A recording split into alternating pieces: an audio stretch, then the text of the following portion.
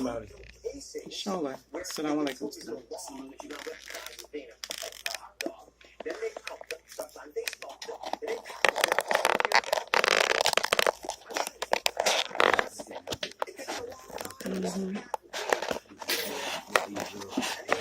Right. Let's make sure you got all your papers.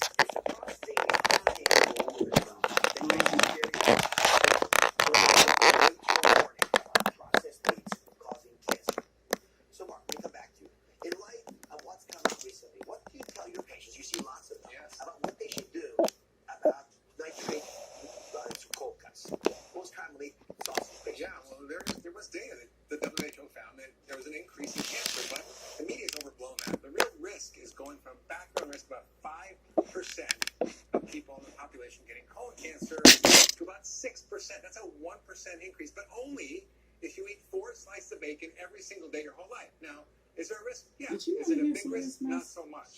But I'm more worried about all the other stuff in there that you don't hear about. Fillers, additives, they put gluten in there, they put sugar. I mean, why add sugar to meat? I don't really get it.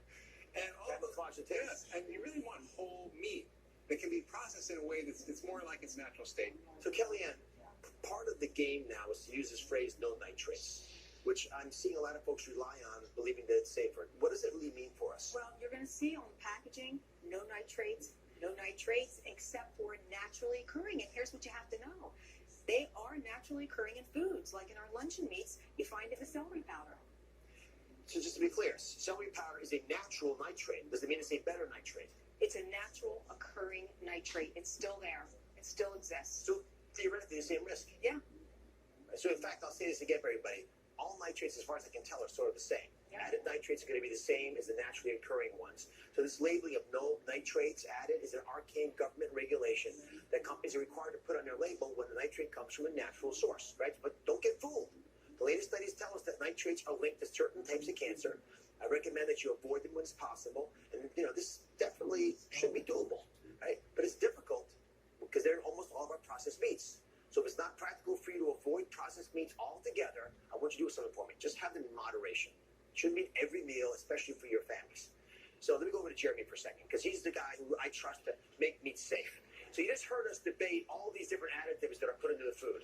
Sure, pretty good at that.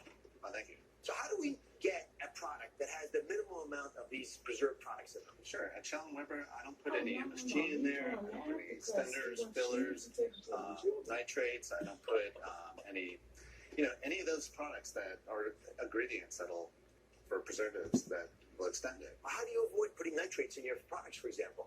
Well, you use those naturally occurring salty nitrates. But if you use them at all. It's not the pink salt, though. Yeah, but if you're using whole meats, a whole cut, right, you said earlier, then why would I have to preserve it? Just to give it shelf life. That's it. That's it. But you could buy whole meats, freshly cut, right off the slice, like you told me before. Exactly. Eat them in 3 days, not 3 weeks, and you could get away without anything. Right. You could. So good. I knew it.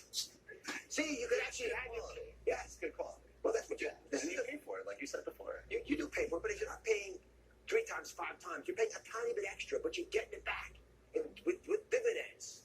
So if you can't get, and I'll be honest about this, not everyone's going to do it. That's my recommendation. But if you can't get fresh, whole cut all the time, which deli meat brands should you go for? Are you guys curious? Yeah.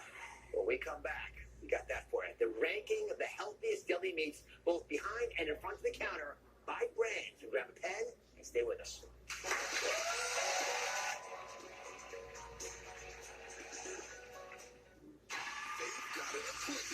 Such a huge fan of yours. This is the first time I cooked on TV. To see Dr. Oz.